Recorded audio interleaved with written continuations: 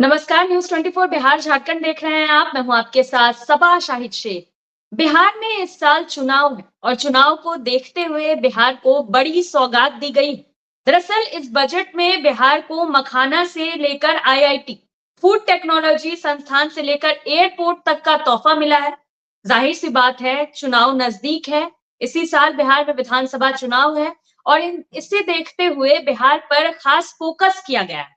लेकिन इसके बावजूद बयानबाजियां भी तेज है, क्योंकि कुछ है पक्ष की अगर बात करें तो पक्ष इस बजट का स्वागत कर रहा है, लेकिन अगर विपक्ष की बात करें तो विपक्ष इससे कहीं ना कहीं खुश नहीं है। तो चलिए इन्हीं तमाम बातों पर आज विस्तार से चर्चा करेंगे कि बजट में बिहार को क्या क्या मिला है, इससे बिहार को कितना फायदा होगा। लेकिन चर्चा शुरू करने से पहले जो इस पे तमाम बयानबाजियां हो रही है, पहले आपको वो सुनवाते हैं। मांग थी उसके अनुरूप उन्होंने काम किया है। जैसे बिहार में मखाना बोर्ड का गठन की बात बहुत पहले से हो रही थी, हम लोगों ने भी लिखा पढ़ी किया और मखाना बोर्ड का गठन हुआ। दूसरी बात, बहुत दरसे से बात चल रही थी कि इनकम टैक्स लिमिट को ये करना चाहिए, तो आज हो गया कि 12 लाख रुपए तक के किसी प्रकार का इनकम टैक्स नहीं लगेगा। डेयरी और मछली पालन करने वालों को भी 5 लाख तक के लिए ऋण मिलेगा। कैंसर के 36 दवाओं को भी उन्होंने फ्री किया है। तो इस तरह से बजट बहुत आयामी है और बिहार के लिए विशेष खास है। विकसित देश बनाने की सोच के साथ हम लोग आगे बढ़ रहे हैं। उस सोच को इस बजट में दर्शाया गया है, जहां एक तरफ इंफ्रास्ट्रक्चरल डेवलपमेंट का इसमें जिक्र किया गया है, देश में इंफ्रास्ट्रक्चर को मजबूती देने का, वहीं नए टेक्नोलॉजी का भी किस तरीके से इस्तेमाल करके हम लोग देश को सशक्त करें, उसका भी इसमें जिक्र किया गया। देखिए, बिहार बहुत दिनों से निग्लेक्टेड भी रहा है, इसलिए बिहार को पिछले बजट में भी प्रधानमंत्री जी का ध्यान बिहार के ऊपर रहा और इस बजट में भी मुझे लगता है कि जो अनाउंसमेंट हुआ है, खास करके ग्रीनफील्ड एयरपोर्ट को लेकर के, जो एक ग्रीनफील्ड एयरपोर्ट बिहार में बनेगा तो उससे बहुत सुविधा, अंतर्राष्ट्रीय फ्लाइट से लेकर के अन्य सुविधा वहाँ पर होगा। मखाना बोर्ड का घोषणा हुआ है। बिहार को हमेशा से मोदी सरकार ने ठगने का काम किया है, डबल इंजन की सरकार ने ठगने का काम किया है। विशेष पैकेज की बात तो कहीं नहीं, विशेष राज्य का दर्जा पता नहीं अब मिलेगा कि नहीं मिलेगा, इन्होंने तो पहले ही मना कर दिया। लेकिन चुनाव में तो बहुत ऊंची ऊंची बातें की जाती है, बड़ी बड़ी बातें की जाती है, जुमलेबाजी होती है। जो आज का बजट है, बिहार के साथ कहीं ना कहीं से खिलवाड़ किया जा रहा है, सौतेला व्यवहार किया जा रहा है। तो सुना आपने किस तरह से बयानबाजियां हो रही है। तो चलिए आज इसी पे चर्चा करते हैं। चर्चा के लिए हमारे साथ तमाम गेस्ट जुड़ रहे हैं। हमारे साथ जुड़ रहे हैं हमारे वरिष्ठ संवाददाता सौरभ कुमार जी, प्रभात मालाकार जी प्रवक्ता बीजेपी, अरुण यादव जी प्रवक्ता आरजेडी, संजय कुमार जी राजनीतिक विश्लेषक। आप सभी का बहुत बहुत स्वागत है। सबसे पहले मैं प्रभात मालाकार जी का रुख करना चाहूंगी।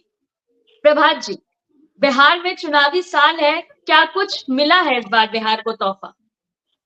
देखिए, मैं समझता हूं कि सभा जी, इस बार का बजट कहीं ना कहीं से बिहार पे केंद्रित था और बिहार वासियों के लिए आज बड़ा ही हर्ष का विषय है। और यह ऐतिहासिक बजट, एक तरफ मखाना बोर्ड का गठन होगा, कितने किसानों को ट्रेनिंग दी जाएगी, कितने रोजगार मिलेंगे, साथ ही ग्रीनफील्ड एयरपोर्ट, साथ ही पटना एयरपोर्ट की क्षमता बढ़ाने जैसी कई सारी चीजें, चाहे वो आईआईटी में सीटों बढ़ाने की बात हो, चाहे वो मिथिलांचल के लिए विशेष सिंचाई योजना की बात हो, तो कहीं ना कहीं से नरेंद्र मोदी जी और निर्मला सीतारमण जी ने बिहार केंद्रित बजट बनाया और बिहार वासियों को इसका सबसे ज्यादा लाभ मिले। और देश स्तर पर आज देखिए कि पूरे देश भर में 8 करोड़ लोग टैक्स पेयर है, जिसमें मध्यम वर्ग जो है, सामान्य वर्ग 6 करोड़ है। उन 6 करोड़ लोगों को लाभ, यह जो 8 करोड़ 75 लाख तक का कोई उसको टैक्स नहीं लगेगा, कोई उनको इनकम टैक्स पे नहीं करना पड़ेगा। तो यह पूरी तरह से आम आदमी का बजट, आम लोगों के लिए बड़ी राहत भरी बजट है। और एक टैक्स स्लैब जो आदमी 3 लाख 4 लाख 5 लाख तक का वो टैक्स के दायरे में आता था, 8,75,000 तक एक सबसे ज्यादा अगर इस बजट के प्रभाव पड़ेगा तो आम आदमी पर और सामान्य वर्ग के लोगों पर पड़ेगा। जो 6 करोड़ टैक्स पेयर जो है वो आम आदमी, आम व्यक्ति है, सामान्य परिवार के लोग हैं, तो उन लोगों के लिए सबसे ज्यादा बेनिफिशियल ये बजट। चलिए ठीक है प्रभात मालका जी, फिर आपका रुख करूंगी, सीधा रुख करना चाहूंगी अरुण यादव जी का। अरुण जी, बिहार को तोहफा मिला है, आप लोग खुश क्यों नहीं? देखिए सभा जी, आज एक बार फिर केंद्रीय बजट ने बिहार और बिहार वासियों को निराश करने का काम किया और बिहार वासी काफी उम्मीद लगाए बैठी थी, क्योंकि ये बिहार के लिए चुनावी वर्ष आप कह सकते हैं। बिहार में डबल इंजन की सरकार है और केंद्र में भी एनडीए की जो सरकार है वो सरकार नीतीश कुमार जी के सहारे चल रही है। अहम भूमिका है, मजबूत स्थिति में नीतीश कुमार जी सहयोगी के रूप में हैं और एक काफी उम्मीद लगाई बैठी थी बिहार की जनता कि इस बजट में बिहार के लिए बेहतर होगा। अभी हमारे साथी जिक्र कर रहे थे और अभी हमारे साथ डॉक्टर संजय जी बैठे हुए हैं और जो सारी बातें हैं वो भी जिक्र करेंगे, लेकिन जो जिक्र होगी और जो आप कह रहे हैं कि ये बढ़ा दिया गया, टैक्स में ये कमी कर दिया गया, ये सब तो रूटीन बजट है। बिहार भी देश का हिस्सा है और अन्य राज्यों और पूरे देश के लिए जो बजट में आना है कम बेश हो तो आना ही, इसको आप कैसे इग्नोर कर सकते हैं। हाँ, लेकिन बिहार वासियों का जो मांग था, आप जानते हैं देश में सबसे बड़ी आबादी के मामले में तीसरा स्थान बिहार का है और सबसे युवा प्रदेश है बिहार और पिछड़ा भी है सबसे अधिक। और आप देश को आगे बढ़ाने की बात कर रहे हैं, देश को जब तक प्रदेश को आप आगे नहीं बढ़ाएंगे, पिछड़ा राज्य बिहार है, तो कैसे देश समृद्ध होगा।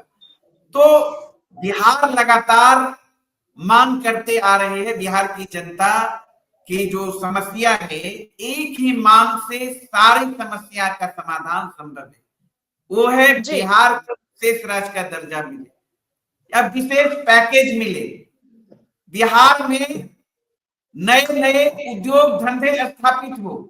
प्रधानमंत्री नरेंद्र मोदी जी ने भी कहा था कि बिहार को विशेष राज्य का दर्जा देंगे।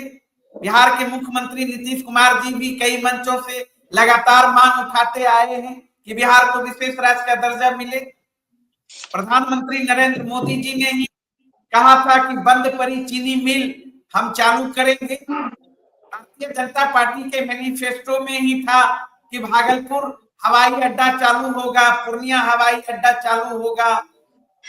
मुख्यमंत्री जी का लगातार ये डिमांड रहा था कि पटना यूनिवर्सिटी को केंद्रीय यूनिवर्सिटी का दर्जा मिले। तो ओवरऑल आप अगर देखेंगे तो बिहार को क्या मिला? कुछ नहीं मिला। और लगातार बिहार और बिहार वासी एनडीए को पूरी ताकत देते आई है। आप 2014 के लोकसभा की चुनाव को आप देख लें, सांसद भाजपा को एनडीए को देने का काम किया, 31-32 सांसद। 2019 में 39 सांसद, 2024 में 30 सांसद और बिहार के बल पर सरकार चल रही है। उसके बावजूद लगातार भेदभाव हर क्षेत्र में, आखिर क्यों? और इस भेदभाव पर जो हमारे बिहार के मुख्यमंत्री हैं नीतीश कुमार मुख्य दर्शक बने हुए हैं और अन्य सहयोगी जो भारत सरकार में हैं मुख्य दर्शक बने हुए हैं। वहीं लगातार केंद्र सरकार बिहार और बिहार वासियों के साथ सौतेला व्यवहार कर रही है, ठगने का काम कर रहे हैं, छलने का काम कर रहे हैं। तो ये सवाल है, लेकिन बिहार की जनता अब सारी चीज को समझ चुकी है और बिहार की जनता आने वाले समय में इसका मुंहतोड़ जवाब देगी। सवाल चलिए ठीक है अरुण यादव जी, फिर आपका रुख करूंगी, सीधा रुख करना चाहूंगी राजनीतिक विश्लेषक डॉक्टर संजय कुमार जी का। डॉक्टर साहब, अगर बात की जाए इस बार जो बजट में बिहार को तोहफा मिला है, क्या लगता है कितना खास है ये, कितना अहम है? फायदा होगा इससे लोगों को? जी निश्चित रूप से फायदा मिलेगा। हम लोग मखाना बोर्ड से बात को शुरू करते हैं जी। ये जो एग्रो बेस्ड स्टेट है बिहार, और बरसों से एग्रो बेस्ड इंडस्ट्री को लेकर के बिहार सवाल उठाते रहा है। पर मखाना बोर्ड बना तो इसका उत्पादन, इसकी प्रोसेसिंग, इसका वैल्यू एडिशन और इसमें नए नए मशीनों के द्वारा, नई टेक्नोलॉजी के द्वारा और कैसे इसको बेहतर किया जा सकता है, इस पर काम होगा। स्वाभाविक है कि वो जो इलाका है दरभंगा का, मधुबनी का, मिथिलांचल का इलाका कहिए, उस इलाके में जो तालाब है और तालाब में जो मखाना उत्पादन की बात है, तो मैं समझता हूं कि जरा कभी उस जा करके उन किसानों को तो देखिए कैसे वो तालाब में प्रवेश करके या जब वो मखाने को छीलते हैं हाथों से, उन मजदूरों को चूंकि उनके पास आधुनिक मशीनें नहीं थी, अब वो सारे काम मशीन से होंगे, मैनुअली नहीं होगा। तो मखाना बोर्ड एक नई ऊर्जा देगा, नई ताकत देगा। बिहार के पास संभावनाएं बहुत है, लेकिन उन संभावनाओं के लिए अगर सारी सरकारें, मैं ये नहीं कहता हूं कि अभी किनकी सरकार है, कल किनकी सरकार थी, थोड़ा थोड़ा भी प्रयास होता, क्योंकि केला से लेकर के, लीची से लेकर के, मखाना से लेकर के, हल्दी से लेकर के कई चीजें ऐसी हैं जो बिहार के किसान इतना उत्पादन करते हैं, लेकिन न उसका प्रोसेसिंग हो पाता था, न उसका प्रिजर्वेशन हो पाता था, न उसका कोल्ड चेन बन पाता था। मखाना बोर्ड उस मिथिलांचल के इलाके को तो ताकत दे देगा और वैश्विक स्तर पर, चूंकि जीआई टैग उसको मिल चुका है, तो जीआई टैग के माध्यम से अगर मखाना जो मिथिला का मखाना है वो विश्व के पटल पर होगा, एक्सपोर्ट करेगा, तो मैं समझता हूं कि इसके सीधे फायदे किसानों को मिलेंगे। मैं दूसरी बात, चूंकि कृषि पर बात कर लेते हैं, जो कोसी कैनाल, पश्चिमी कोसी कैनाल के लिए जो राशि मुहैया कराई गई, 50,000 हेक्टेयर किसानों को सीधे सीधे खेती पर सीधे सीधे किसानों को लाभ मिलेगा। वो कोसी का इलाका जो कोसी के पानी का केवल दंश झेलता है, बदले में उसको कुछ नहीं मिलता है, बदले में उसके खेतों में गाद मिल जाती है, और वो जो 7 इंच मिट्टी जो उपजाऊ होती है उसके ऊपर 10 फीट का गाद बैठ जाता है, जिसमें वो किसान बंजर भूमि देखने के अलावा उसके पास कोई विकल्प नहीं रह जाता है। कोसी कैनाल के द्वारा ड्रेजिंग भी होगा, पानी भी उसको मिलेगा और किसानों के खेत में फसल भी होगी, जिसकी वजह से वो जो तटबंधों पर जिंदगी जीते थे लोग, उन जिंदगी से तो उनको निजात मिलेगी। देखिए, ग्रीन एयरपोर्ट और ये पटना एयरपोर्ट का विस्तारीकरण, अगर ये इंटरनेशनल एयरपोर्ट के रूप में मिल जाता, मिडिल ईस्ट, बिहार के तो बहुत सारे लोग मिडिल ईस्ट में रहते हैं, कौन नहीं जानता है, यूरोप में रहते हैं। अगर कनेक्टिविटी बढ़ेगी, अगर ट्रांसपोर्टेशन बढ़ेगा, इसको हम लोग लाइफ लाइन कहते हैं, तो एयर कनेक्टिविटी में अभी भी बिहार पुअर है। अगर पटना एयरपोर्ट को विस्तार मिलेगा, बिहटा में जो कहा जा रहा है कि हम उसको ग्रीनफील्ड एयरपोर्ट बनाएंगे, तो अगर उसका विस्तार मिलता है तो इंडस्ट्रियलाइजेशन की प्रक्रिया को गति मिलेगी, लोग आना जाना शुरू कर देंगे, क्योंकि समय की भी बचत होगी और वो अपने चीजों को एग्जीक्यूट और इम्प्लीमेंट भी करेंगे। कई बार एनआरआई की मीटिंग हुई, चीजें आकार नहीं ले पाई, जो ठोस निर्णय हुए। आईआईटी, एक तो कि बिहार को बहुत दिनों के बाद आईआईटी मिला, अब जब वो आईआईटी आकार ले रहा है तो उसके स्ट्रेंथ को बढ़ाने के लिए, इनोवेशन को बढ़ाने के लिए जो फंडिंग की बात हो रही है, ये बिहार के हिस्से में आई है। और एक फूड प्रोसेसिंग यूनिट, मैं फिर दोहरा रहा हूँ, लीची होता है बिहार में, लेकिन उसके पल्प कहाँ बनते हैं? कहीं और। उसका प्रोसेसिंग करके उसका जो जूस तैयार होता है वो कहीं और। बिहार में केले होते हैं और उसका केले का चिप्स कहाँ बनता है? चेन्नई और केरला की कंपनियों में। अगर ये बिहार में आलू होता है, उसके चिप्स कहाँ बनते हैं? दूसरे राज्यों में। अगर प्रोसेसिंग यूनिट लग गया और कोल्ड स्टोरेज का चेन हो गया, किसानों को आर्थिक ताकत तो मिलेगी, इससे इनकार नहीं किया जा सकता। लेकिन इसके बाद भी मैं कहूँगा कि ठीक है, ये 6-7 चीजें आई है जो बिहार के हिस्से में आई है। अब वो तो समग्रता में किसान क्रेडिट कार्ड अब 5 लाख तक हो गया, पूरे देश के किसानों को लाभ मिलेगा, बिहार के किसान भी स्वाभाविक रूप से उसका लाभ उठा लेंगे। या जो सेस को लेकर के कहा गया कि कई चीजों पर जो सेस और सरचार्ज लगा देने से कीमतें काफी बढ़ जाती थी, वो सेस से भी मुक्ति मिलेगी। आज भी बिहार के पेशेंट जो कैंसर के पेशेंट है, वो दिल्ली के टाटा मेमोरियल की तरफ रुख कर लेते हैं। 36 दवाइयां ऐसी आई हैं जिस पर कि कहा गया कि उसको टैक्स हम नहीं देंगे, या फार्मा कंपनियों को कहा गया कि जो पेशेंट ओरिएंटेड मेडिसिन है अगर आप उसको कम कीमतों पर देंगे तो इसका फायदा हम आपको कंपनी को देंगे। देखिए फेडरल स्ट्रक्चर है बिहार, बिल्कुल 14 करोड़ की आबादी है, 1/3 हमारा प्रति व्यक्ति आय है नेशनल का अगर है 1,87,000, बिहार का 66,000 है, 1/3 से भी कम आय पर है। पॉपुलेशन डेंसिटी जनसंख्या घनत्व बिहार का बहुत अधिक है, जिसकी अपेक्षा उनके मुंह में कीड़ा की बात होगी कि ठीक है सब कुछ के बाद भी बिहार की जो गति होनी चाहिए थी उस गति के लिए और भी ठोस प्रयास करना होगा केंद्र को। दी तो थी, जो फाइनेंस मिनिस्टर गए थे बैठक में तो 1.5 लाख करोड़ का प्रपोजल देकर के आए थे, लेकिन वैश्विक मंदी से पूरा विश्व गुजर रहा। अब वो 1.5 लाख का प्रपोजल पर तो बहुत सीरियसली विचार नहीं हुआ, लेकिन बुद्धा टूरिज्म की तो बात हुई। अगर टूरिज्म के लिए आपने कहा कि बांका को, कैमूर को, उसको डेवलप कराइए, लेकिन महात्मा बुद्ध सबसे ज्यादा देश और उनका ज्ञान प्राप्ति की जगह कौन है? बिहार। उत्तर प्रदेश के अगर 1-2 जगहों को छोड़ दिया जाए तो वो तो मुख्य केंद्र उनका बिहार रहा। तो अगर बिहार को एक बौद्ध सर्किट से या एक टूरिस्ट प्लेस के रूप में केंद्र फंड देती है तो टूरिज्म को प्रमोट करेंगे तो टुकड़े टुकड़े में ही सही, लेकिन ऐसा नहीं है कि बिहार के हिस्से में नहीं है। और झारखंड के लोग तो बोल रहे हैं कि बिहार में चुनाव है इसलिए सब कुछ बिहार को दे दिया गया, झारखंड के हिस्से में तो कुछ आया ही नहीं।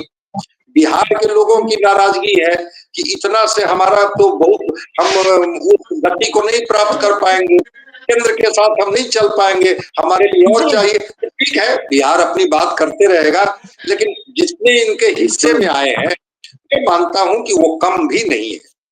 जी चलिए ठीक है डॉक्टर साहब, फिर आपका रुख करूंगी, सीधा रुख करना चाहूंगी मनीष यादव जी का। जेडीयू प्रवक्ता भी हमारे साथ जुड़ चुके हैं।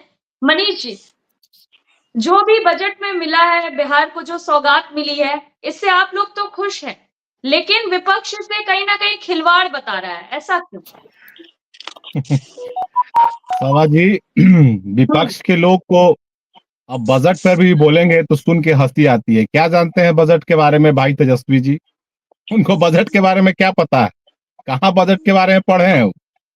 अरे भाई बजट का अभी कांग्रेस के ही नेता हैं कोई मनीष तिवारी जी, अभी एक तरफ तेजस्वी जी कह रहे हैं कि बिहार को कुछ मिला ही नहीं, और दूसरे तरफ इनके कांग्रेस के वरिष्ठ नेता है मनीष तिवारी जी कह रहे हैं कि ये बजट भारत सरकार का नहीं है, ये बजट तो बिहार सरकार का।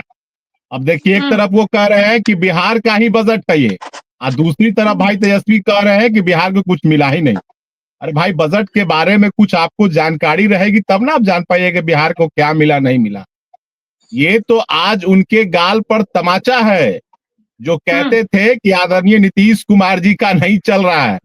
अरे देश में आदरणीय नीतीश कुमार जी और नरेंद्र मोदी जी की जोड़ी है और डंका बज रहा है बिहार का। आज आपने देखा, मैं भी डॉक्टर संजय सर का सुन रहा था, इस प्रकार से कोसी नहर को लेकर, कैनाल को लेकर, उसके बाद ग्रीनफील्ड एयरपोर्ट की बात हुई आज, उसके बाद आपको नेशनल फूड टेक्नोलॉजी इंस्टीट्यूट की बात है, और उसके बाद फिर आईआईटी पटना का विस्तार होना है। तो हर सेक्टर में तो बिहार का डंका बज रहा है, लेकिन अब विपक्ष को नजरे नहीं आ रहा कि बिहार को कुछ मिला ही नहीं। अरे भाई बिहार में किए क्या थे आप? बिहार को तो खंडहर और बंजर बना के रखे हुए थे, तो आप बिहार का विकास क्या जानिएगा? चलिए ठीक है मनीष यादव जी, छोटा सा जवाब अरुण यादव जी से लूंगी, उसके बाद सीधा रुख ज्यादा जानकारी के लिए हमारे वरिष्ठ संवाददाता सौरभ जी का करूंगी। जी अरुण जी। अभी हमें हंसी आ रही थी, जदयू के प्रवक्ता साथी बोल रहे थे नीतीश कुमार का डंका बज रहा है। नहीं, ठीक ही कहा इन्होंने, डंका तो बज रहा है। पटना यूनिवर्सिटी को केंद्रीय यूनिवर्सिटी की मांग इनके नेता ने किया था, नीतीश जी ने नरेंद्र मोदी जी से गिड़गिड़ाए थे पटना यूनिवर्सिटी के कार्यक्रम में, वो तो पूरा हो गया। बिहार को विशेष राज्य का दर्जा तो मिल गया, बंद पड़ी चीनी मिल तो चालू हो गया। अरे सीतामढ़ी में अभी हाल में ही मुख्यमंत्री जी गए थे अरुण जी। बस यही बीमारी है, मैं तो सुन रहा था। बोलने का साहस रखिए ना, आप ही के पक्ष में बोल रहा हूँ। डंका बज रहा है, विशेष राज्य का दर्जा मिला, कई उद्योग धंधे कारखाने खुलेंगे, बंद पड़ी चीनी मिल खुलेंगे, पटना यूनिवर्सिटी को केंद्रीय विश्वविद्यालय का दर्जा मिला, भागलपुर का एयरपोर्ट चालू हो गया, पूर्णिया का एयरपोर्ट चालू हो गया। आप ही के पक्ष में मैं बोल रहा हूँ।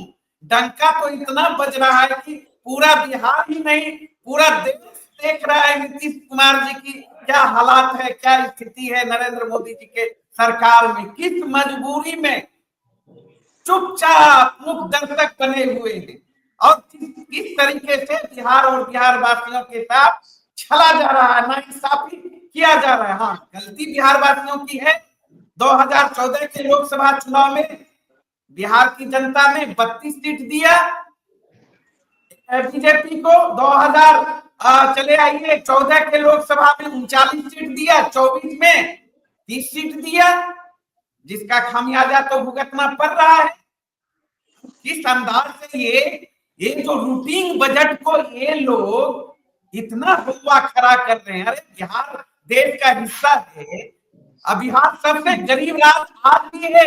नीति आयोग का रिपोर्ट कहता है हर मामले में बिहार की सिद्धि 20 साल से बिहार के मुख्यमंत्री नीतीश कुमार जी हैं। आप लोगों को थोड़ा सा भी शर्म नहीं आता है तो हम क्या कहें। लालू यादव जी भी थे यूपीए 1 की सरकार में, तीन रेल कारखाने की फैक्ट्रियां,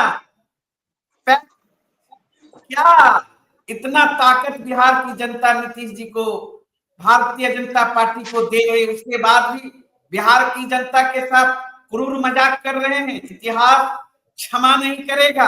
भूल गए नीतीश कुमार जी, विशेष राज्य का दर्जा जो देगा हम उसी के साथ रहेंगे। कहां चला गया वो वादा, कहां चला गया वो बयान, किस चुपचाप मुख दर्शक बने हुए हैं। यूनिवर्सिटी का तो डिमांड आप ही किए थे ना कि अंदर जो है राष्ट्रीय यूनिवर्सिटी का दर्जा मिले, क्या हो गया?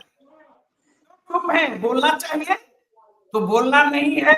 एक जो है लॉलीपॉप दिखा दिया है उसको चाटते रहिए। बिहार की जनता तो ठीक है, जवाब ले लेते हैं, फिर हमारे वरिष्ठ संवाददाता का रुख करेंगे। जी मनीष जी।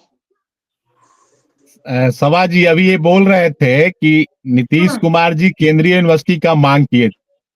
अरे ये तो हमारे नेता की साहस है और ताकत है उनकी कि मंच से उन्होंने 3 बार नाम लेकर बोला कि पटना यूनिवर्सिटी को केंद्रीय यूनिवर्सिटी बना दीजिए, और उसका परिणाम हुआ अरुण जी कि अभी हाल में ही रिसर्च के लिए 100 करोड़ रुपया दिया गया पटना यूनिवर्सिटी को।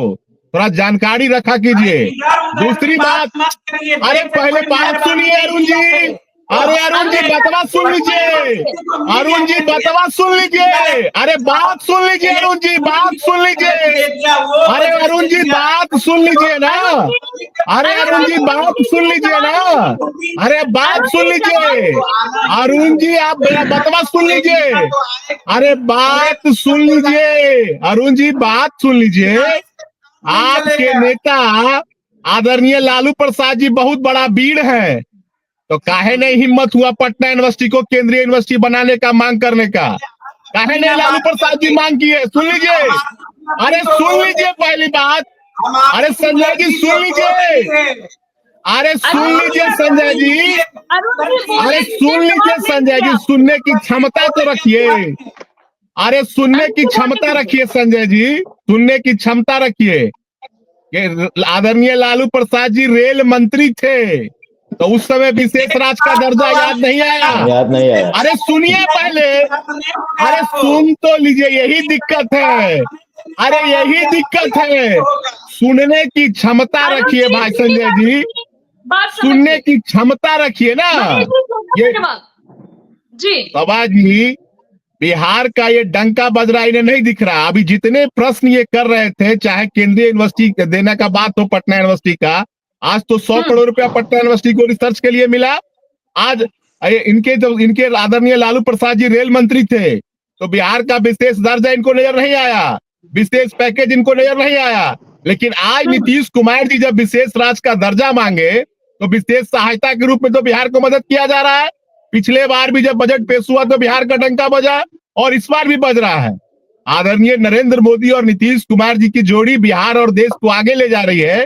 इन लोगों के पेट में पीड़ा हो रही है।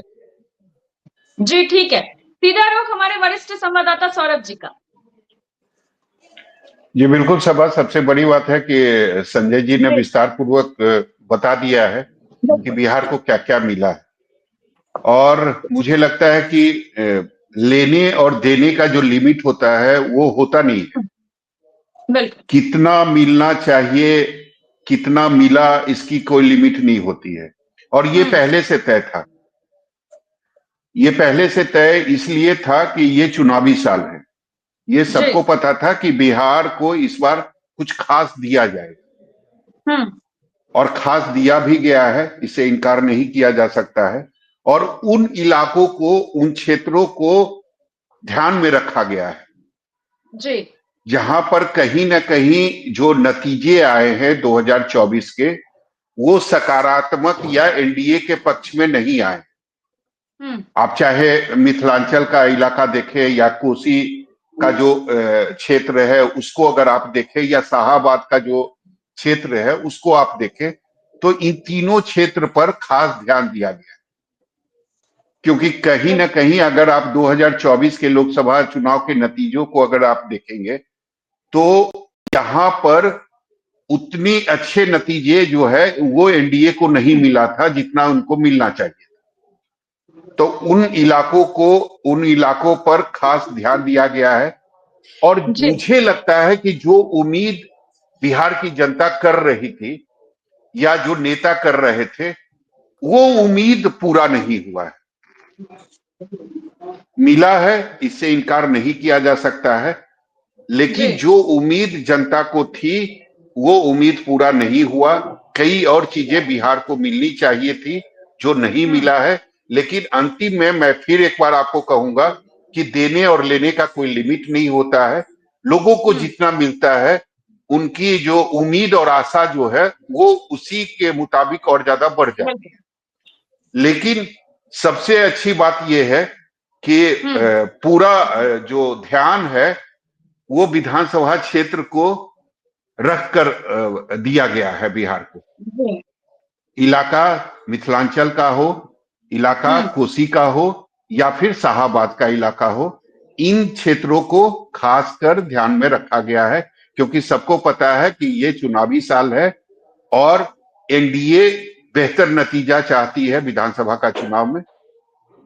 तो मुझे सबसे खास यही लगा है। और बाकी जो चीजें सस्ती हुई है, वो चाहे एलईडी हो, मोबाइल हो या फिर जैविक दवाई है, वो तो पूरा देश के लिए है। तो जो पूरा देश को मिल रहा है उसका फायदा भी बिहार को जरूर मिलेगा। लेकिन अलग से जो 6-7 चीजें दी गई है बिहार को, मुझे लगता है कि उसमें इस बात का खासा ध्यान रखा गया है कि हमारी स्थिति बिहार में कहाँ मजबूत है और कहाँ नहीं है।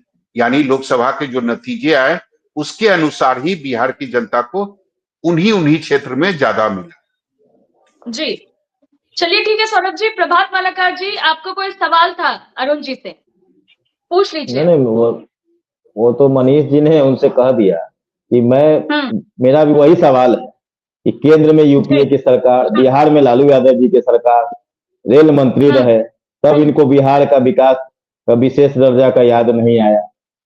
तो क्या है कि ये लोग गंगा किनारे रह के डेली भी गंगा में स्नान करेंगे ना तो पाप नहीं धुलेगा। जो बिहार की जनता के साथ इन्होंने जो ठगने और धोखाधड़ी का काम किया है और आज इनको कुछ भी मिल रहा है। अरे आप जब सत्ता में थे, आरजेडी लालू यादव जी जब मुख्यमंत्री थे, बिहार का बजट कितना था अरुण जी ये बताइए? और आज बिहार का बजट कितना है? 2,76,000 करोड़, कई गुना ज्यादा।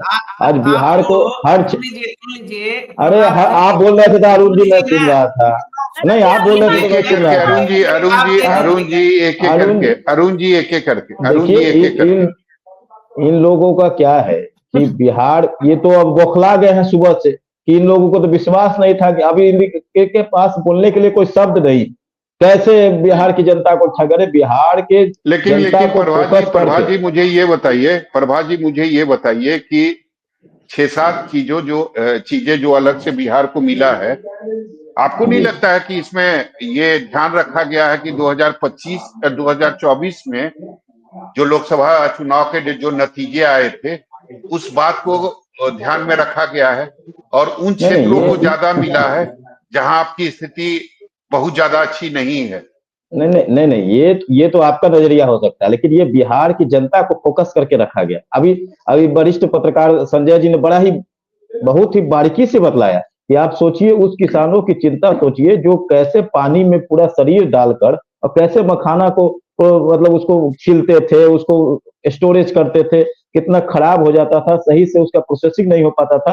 तो कहीं ना कहीं से ये इसका लाभ तो पूरे आज ग्लोबल इंटरनेशनल टैग मिला, अगर मान लीजिए लीची को या मखाना को, और उसी स्थिति में अगर मखाना बोर्ड का निर्माण होगा तो सिर्फ दरभंगा नहीं, उसके बगल में मुजफ्फरपुर को भी लाभ होगा, समस्तीपुर को भी लाभ होगा, उसके बगल में पूर्णिया तक के लोगों को इसका लाभ। कहीं एक विशेष जगह के विधानसभा स्तर का तो ये बजट है नहीं, ये तो बिहार स्तर का बजट बिहार के लोगों के लिए बनाया गया। और चाहे वो आईआईटी फील्ड में, अगर आईआईटी के सेक्टर में अगर सीटें बढ़ी तो बिहार के हर क्षेत्र से लोग उसमें नामांकन लेंगे। अगर एयरपोर्ट को डेवलप किया जाएगा तो बिहार के हर क्षेत्र के लोग उसमें जाएंगे। तो कोई ये क्षेत्र का मामला नहीं है, यह पूरे राज्य का मामला है। और कहीं ना कहीं से यह बिहार का ये गेम चेंजर होगा, और बिहार के बढ़ोतरी में और बिहार की जनता को फोकस कर यह बजट बिहार के लिए बनाया गया है। 2025 में कितना फायदा होगा प्रभा जी? वो तो हम पहले से कह रहे हैं कि यो तो बजट के आने के पूर्व से हम एनडीए के प्रवक्ताओं द्वारा, एनडीए के नेताओं के द्वारा कहा जा रहा है कि 2025 225 पार, और इसमें अब कोई दो राय भी नहीं है। बिहार की जनता देख रही है कि एनडीए ही दी है और एनडीए ही देगी, और कोई देने वाला नहीं है, एनडीए ही दे सकती है। भारतीय जनता पार्टी, जनता दल यूनाइटेड और लोजपा, हम और रालोमो ही बिहार का विकास का उत्थान, बिहार का विकास कर सकती है। अन्य दल सिर्फ सीट, अपने परिवार का विकास कैसे हो, अपने माई बहन का विकास कैसे हो, कोई दूसरे के माई बहन का विकास का इन लोगों के पास कोई योजना नहीं है। चलिए मनीष जी, ये बताइए कि जो 6-7 चीजें मिली है बिहार को, इसके अलावा अगर तेजस्वी यादव के वादे अगर देखें,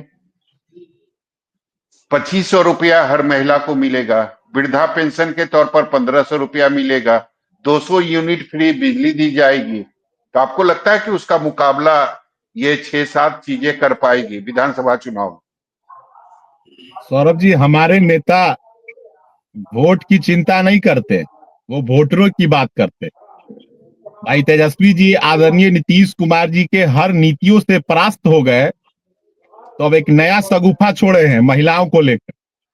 अरे बिहार के महिलाओं के लिए जो इन लोगों ने पाप किया है, तो बिहार की महिलाएं जानती हैं। आदरणीय नीतीश कुमार जी ने बिहार के महिलाओं को जितना सशक्त किया है, मुझे ऐसा लगता है कि कई ऐसे चीज तो पूरे देश में पहली होगी बिहार में। पंचायतों में 50% आरक्षण, सरकारी नौकरी में 35% आरक्षण, लड़कियों को स्कूल जाने के लिए साइकिल, ग्रेजुएशन पास करने पे 50,000 रुपए की सहायता की जाती है, इंटर पास करने पे 25,000, बीपीएससी जब प्रारंभिक परीक्षा पास करते हैं तो उसमें पैसा, यूपीएससी प्रारंभिक परीक्षा पास करते हैं तो उसमें पैसा। आदरणीय नीतीश कुमार जी तो महिलाओं को लेकर एक से एक योजनाएं चला रहे हैं। इन लोगों को बिहार के महिलाओं और युवाओं और छात्र से क्या मतलब है? इनके एमवाई का मतलब होता है, भाई एम का मतलब बिहार की महिला नहीं, एम का मतलब भाई तेजस्वी जी की माँ। वो ऐसा मैं इसलिए कह रहा हूं कि जब आदरणीय लालू प्रसाद जी जब फंस गए, जब जेल जाने लगे, तो आदरणीय लालू प्रसाद जी आदरणीय राबड़ी देवी जी को बिहार का मुख्यमंत्री बना दिए। अब राबड़ी देवी जी क्या थी ये तो बिहार और देश की जनता सबने देखा। अब दोबारा वाई का मतलब क्या है? बिहार के युवा नहीं, राष्ट्रीय जनता दल के कोई युवा नहीं, वाई का मतलब है भाई तेजस्वी।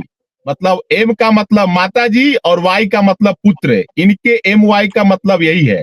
आदरणीय नीतीश कुमार जी बिहार में सभी वर्गों के लिए काम किए हैं, और ये बजट कोई चुनाव का मतलब नहीं है। बजट और चुनाव दोनों दो चीज है। भले आप लोग और विपक्ष के लोग इसे चुनाव से जोड़ के देख रहे हो, लेकिन आदरणीय नीतीश कुमार जी वोटरों की चिंता करते हैं, वोट की चिंता नहीं करते हैं। चलिए संजय जी, मुझे ये बताइए, जिन इलाकों पर फोकस किया गया है बजट के जरिए, क्यों ना इसे चुनावी बजट कहा जाए? नहीं, मैं इसे चुनावी बजट नहीं मानता हूं, क्योंकि देखिए पिछली बार भी 52,500 रुपए कुछ बिहार के लिए स्पेशल पैकेज दिया गया था। 45,000 करोड़ तो बिहार को मिल गया। लेकिन मैं इसको इस रूप में देखता हूं कि अगर बिहार बराबर कहता है कि हमारे पास तो समंदर का किनारा तो है नहीं, हम तो एग्रो बेस्ड स्टेट है, तो अगर एग्रो बेस्ड स्टेट को फूड प्रोसेसिंग यूनिट मिलता है, अगर मखाना बोर्ड की बात होती है कि वो मखाना बोर्ड बिहार में ही होगा, तो रोजगार, किसानों की आमदनी और किसानों की ताकत ये सब बढ़ेगी। अगर कोसी कैनाल की बात की जा रही है, जरा देखिए ना, कभी फनीश्वर नाथ रेणु का महिला अंचल आप पढ़िएगा, उस इलाके की तस्वीर आपको समझ में आ जाएगी कि कैसे वो बिल्कुल उजला धूसर वो जो इलाका है जहां जिसके हिस्से में कुछ नहीं है, केवल पलायन। अगर उस इलाके के खेतों तक पानी पहुंच जाएगा और हरियाली आ जाएगी, मैं इसको चुनाव से जोड़ करके नहीं देखता। रह गई बात कि आज मैं तो कह रहा हूं कि लाइफलाइन आपका क्या है, वो रेलवे है, रोड है और एयरवे है। आज जो भी इंडस्ट्रियलिस्ट है, जो बड़े इंडस्ट्रियलिस्ट हैं, अगर वो बिहार आएंगे तो वो सड़क से थोड़े आएंगे, उनको तो एयर कनेक्टिविटी चाहिए। पटना एयरपोर्ट की स्थिति क्या है, अभी भी छोड़ दीजिए इंटरनेशनल, देश के भी कई जो बड़े सिटी हैं वहां के लिए भी आप जाते आते होंगे, एक आध दो फ्लाइटें हैं। अगर वहां पर रेगुलर फ्लाइट आने लगेगी, अगर बिहटा एयरपोर्ट को इंटरनेशनल फ्लाइट बना दिया जाएगा, तो हम विश्व से जुड़ जाएंगे। एशिया के कई कंट्री से हमारे सीधे इंपोर्ट एक्सपोर्ट होने लगेंगे। और इसके साथ ये चूंकि बिहार स्पेसिफिक हम लोग बात कर रहे हैं, लेकिन जो पीएम धन्य धान्य 100 जिलों का जो उन्होंने जो चुना है, उसके अंतर्गत भी बिहार आता है। क्या एससी एसटी महिलाओं के लिए जो नया स्कीम आया है, उससे बिहार की भी एससी एसटी महिलाएं लाभान्वित हो गई? स्कूलों की बात मैं कर रहा हूँ। कहा गया कि वो स्कूल हो, लेकिन सर मेरा एक छोटा सा सवाल ये भी है कि ठीक है, आपने बोला कि इसे चुनाव से जोड़कर नहीं दे सकते हैं, लेकिन चूंकि चुनावी साल तो कुछ भी होगा तो वो चुनावी एजेंडे के तौर पर ही देखा जाएगा। और दूसरी तरफ अगर तेजस्वी यादव को अगर आप देखें तो रोज जो वादे कर रहे हैं वो बिहार की जनता के सामने, तो आपको लगता है कि बीट कर पाएगी एनडीए जो वादे कर रहे हैं तेजस्वी यादव, उन सभी वादों को? वादे करने का अधिकार तेजस्वी जी को भी है, वादा करने का अधिकार सत्ता पक्ष को भी है, लेकिन हम एक सच्चाई से मैं आपको रूबरू करा देता हूँ। जो बिहार का खर्च है, अब तो 3 लाख करोड़ का बजट होने जा रहा है। आपको पता है कि बिहार अपने राजस्व से, अपने रेवेन्यू से मात्र पहले 22% जनरेट करता था, अब 28% जनरेट करता है। 100 में 28 को घटा दीजिए, बाकी 40% इनको केंद्र का टैक्स में जो हिस्सेदारी है, अगर 40 और 28 को भी आप बोल लीजिएगा 62%।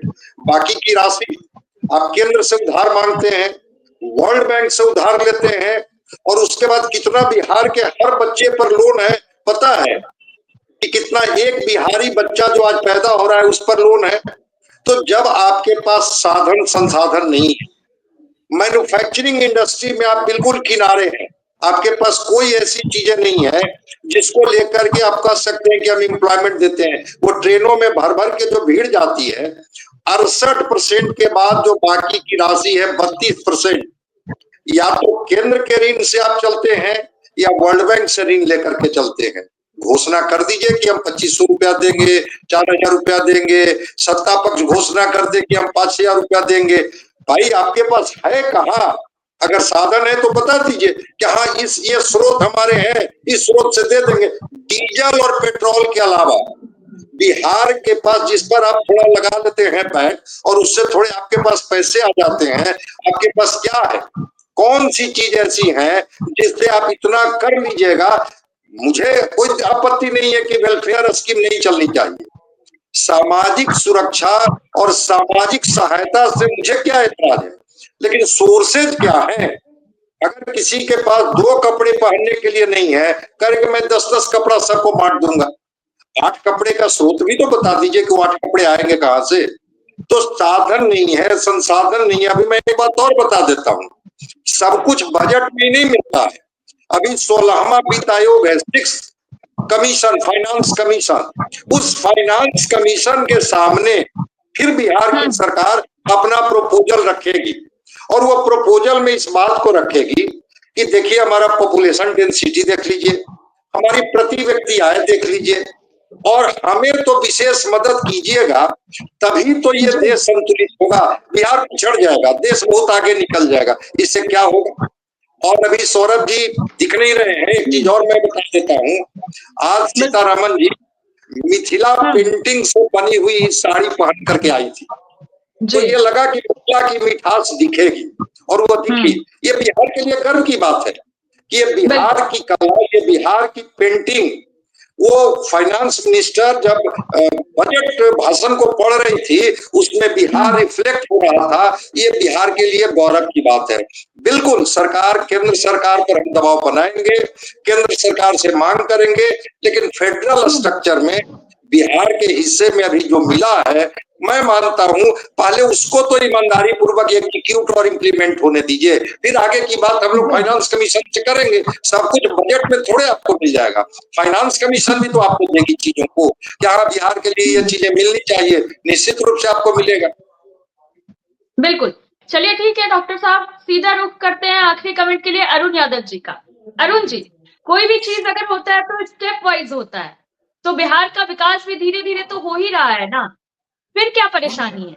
बिल्कुल, ये रूटीन जो बजट में सारी चीज आई है, जिक्र हमारे संजय जी और अन्य लोग कर रहे हैं, तो रूटीन बजट का हिस्सा है।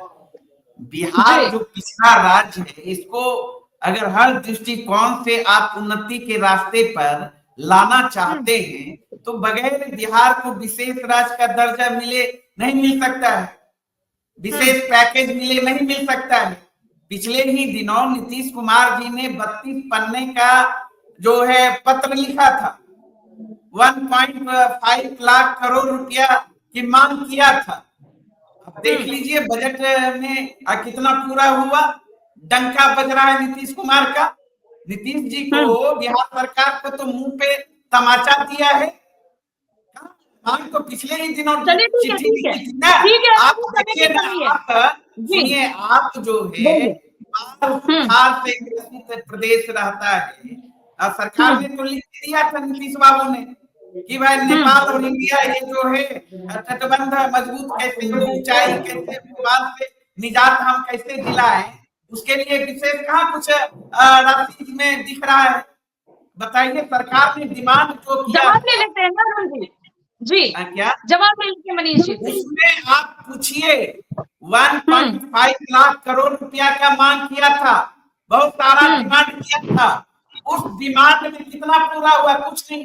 डिमांड करने से क्या होगा? लेने वाला व्यक्ति का एहसास होना चाहिए ना। ले चंद्रबाबू नायडू, उनमें दम था, इनमें दम ही नहीं है। ये तो वहां जाकर चरणों में गिर गए हैं, किस पाप को छुपाने के लिए नतमस्तक है, शर्मन्नम गच्छामीवान है, तो होना चाहिए ताकत ना। तो नीतीश बाबू किस मजबूरी में बिहार की जनता के साथ खिलवाड़ और मजाक कर रहे हैं, तो ये अब नीतीश बाबू ही बताए। जो उनका डिमांड था वो पूरा नहीं हो रहा है। अभी कई साथी बोल रहे हैं, समय की कमी है, कई साथी बोल रहे हैं विशेष राज्य का दर्जा अब नहीं मिल सकता है। अरे भाई, नहीं मिल सकता था तो पिछले साल तक नीतीश बाबू क्यों रख रहे थे? नरेंद्र मोदी जी आके बिहार में क्यों कहा था 14 में 15 में बिहार को विशेष राज्य का दर्जा देंगे? गजब स्थिति है इन लोगों का। भारी अंतर हमने कभी नहीं देखा। हो गया अरुण जी, अब तो इतना प्रवचन दे दिया, अब कितना प्रवचन दीजिएगा? अरे इतना प्रवचन दे दिए। अरे आप तो परेशान है कि हमारा परिवार का विकास कैसे नहीं हो रहा है। अरे भाई, आपके सहयोगी दल के नेता कांग्रेस के मनीष तिवारी जी के एक तरफ कह रहे हैं ये देश का बजट नहीं, ये बिहार का बजट है, और एक तरफ आप कह रहे हैं कि बिहार को कुछ मिला ही नहीं। अरे जब रेल मंत्री थे तो काहे नहीं बिहार को कुछ दिलवा दिए? उस समय बिहार की चिंता नहीं हुई थी, उस समय नौकरी के बदले जमीन लिखवा रहे थे, और आज बिहार की चिंता हो रही है। अरे बिहार का डंका तो पूरे देश में बज रहा है, चाहे पिछले बजट हो चाहे आज का बजट हो, बिहार का डंका बज रहा है। और आपको आंख का इलाज कराने की आवश्यकता है, जाकर एक बार आंख का इलाज करवा लीजिए। दरअसल अगर बात की जाए तो इस बार के बजट में जो भी बिहार को मिला है, जो सौगात मिली है, इससे कहीं ना कहीं बिहार को फायदा भी होगा, ये हकीकत है। लेकिन एक अलग पहलू इसका ये भी है कि जो उम्मीदें लोगों को या राजनीतिक दलों को थी कि इस बजट में बिहार को मिल सकता है, वो नहीं मिला है। हालांकि आगे अब इस पे बयानबाजियां भी तेज हो गई है। एक तरफ जहां विपक्ष इसकी निंदा कर रहा है, बजट से खुश नहीं है, वहीं पक्ष यानी कि सत्ताधारी पार्टी इसका स्वागत कर रही है और इससे खुश भी है। फिलहाल के लिए इतना ही। देखते रहिए न्यूज़ 24 बिहार झारखंड। अगर आपको ये डिबेट अच्छी लगी तो इसे लाइक और शेयर जरूर करें। आप अपनी राय हमें कमेंट करके भी जरूर बताएं और हमारे चैनल को सब्सक्राइब करना ना भूलें। नमस्कार।